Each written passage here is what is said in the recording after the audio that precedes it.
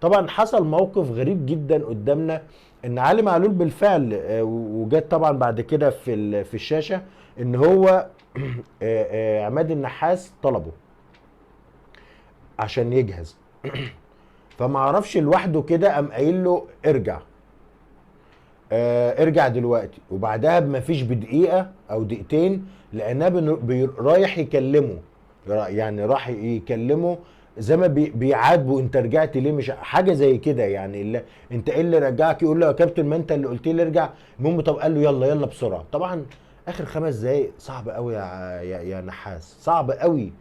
يا عماد انت نجم ونجم كوره، وانت عمرك ما ترضى. انا عارف ان المسؤوليه غير اللعيب، يعني المنظور بتاع المدرب غير منظور اللعيب.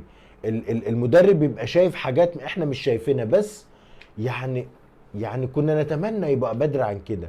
يعني كنا نتمنى ان هي تبقى تغييره مع حسين الشحات او السوليه. لكن اعتقد ان من وجهة نظري ان هو كان لو كان نزله مكان كوكا كان خايف من الجهة دي، كان عليها شغل جامد قوي. فبالتالي كان خايف ان هو علي معلول ما بيرجعش يدافع. فكان خايف يعني.